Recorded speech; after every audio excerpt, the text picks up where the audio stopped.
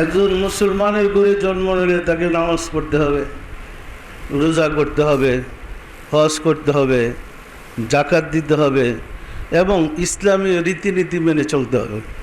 মুসলমানের ঘরে জন্ম হইলেই এটা তার মুসলমানের কোর্স।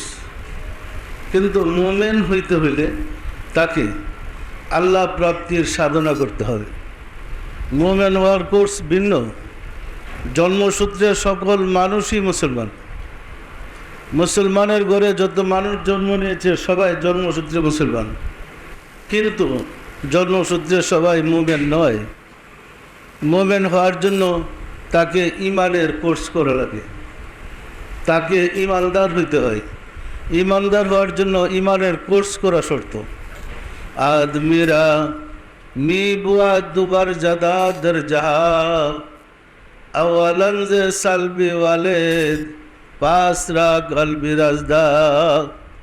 সে পর্যন্ত কোন মানুষ মোমেন হবে না যতক্ষণ না পর্যন্ত তার দুইবার জন্ম হবে।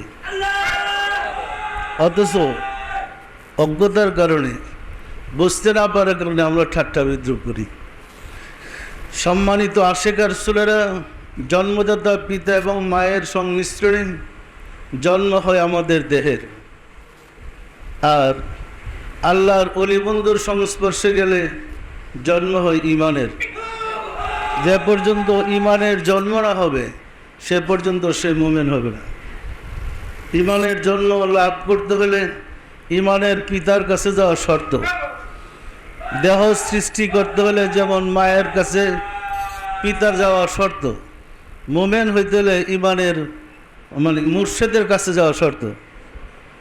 যেমন পিতার শুক্রকীট থেকে সন্তান হয়, পিতার শুক্রকীটে সন্তান হয়, পিতার শুক্রকীট মায়ের ডিম্বকোষে মিলিত হওয়ার পরে একটা তৃতীয় শক্তি তৈরি হয়, সেটা হলো সন্তান। আবার মুমিন হওয়ার জন্য মুমিন মুর্শিদের কাছে গেলে, মুর্শিদের সংস্পর্শে গেলে মুর্শিদের হৃদয় থেকে তার আত্মার মধ্যে, তার অন্তরে আল্লাহ শব্দের নূর বীজ বপন করে দেওয়া হয়। এই নূর থেকে তার ইমানের জন্ম হবে। নূর মানে জ্যোতি, আলো। আর শব্দটাই আল্লাহ শব্দের। আল্লাহ কি? আল্লাহ নূরুস সামাওয়াতি ওয়াল আরদ। আলমা আল্লাহ আসমান জমিনের নূর। আপনার হৃদয়ে যখন স্পর্শ করে শাহাদত আঙ্গুলি দিয়ে ইমানের নূর প্রবেশ করে দেওয়া হলো, আল্লাহ শব্দের বীজটা বপন করে দেওয়া হলো। জপ্ত করলে এই বীজটা অবসর থাকবে না, ভিতরে গিয়ে আল্লাহ আল্লাহ জপতে থাকবে। জপতে জপতে স্পন্দন, এরপরে জিকির, তারপরে আস্তে আস্তে ডালপালা মেলতে থাকবে। গাছ হবে, ফুল হবে, ফল হবে। ফলটা হলো ইমান। পরিষ্কার না? পরিষ্কার না? যে পর্যন্ত দ্বিতীয়বার জন্ম না হবে সে পর্যন্ত শুধু মুমিনই না।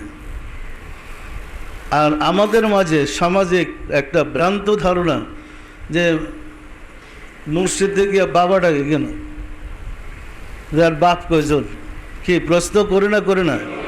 ঠাট্টা বিদ্রুপ করে মুর্শিদকে বাবা ডাকে কেন? আরে মুর্শিদরে বাবা না ডাকলে তো মুমিনই না, সে তো ইমানদারই হবে না। দুইবার জন্ম না হওয়া পর্যন্ত মানুষ ইমানদার হয় না। প্রথম জন্ম জন্মদাতা পিতা এবং মায়ের দ্বারা, সেটা হলো দেহের জন্ম। দ্বিতীয় জন্ম মুর্শিদের দ্বারা, ও হলো ইমানের জন্ম। ইমানের পিতার সংস্পর্শে না গেলে অন্তরে ইমান প্রবেশ করার কোনো সুযোগ নেই। যেমন পিতার সংস্পর্শে মা না গেলে কোনোদিন মা সন্তান হতে পারবে না, পাবে? ওই রকম ইমানদারে মুর্শিদের সংস্পর্শে না গেলে মুমিন হওয়ার কোনো সুযোগ নাই। যারা যায় নাই তারা বিপদগামী। পরিষ্কার না? পরিষ্কার না?